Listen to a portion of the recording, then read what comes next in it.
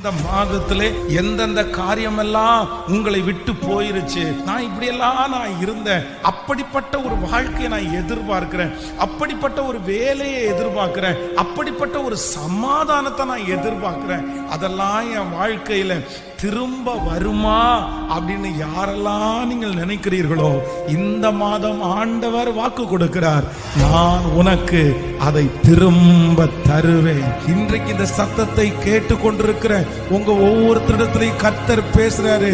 நீ கலங்க வேண்டாம், நீ பயப்பட வேண்டாம், நான் உனக்கு சகல காரியத்தையும் திரும்ப தருவேன் என்று கர்த்தர் வாக்கு கொடுக்கிறார். என் பிள்ளைகள் இழந்து போன சகல காரியத்தையும் இந்த மாதம் கர்த்தர் திரும்ப தருகிற மாதம்.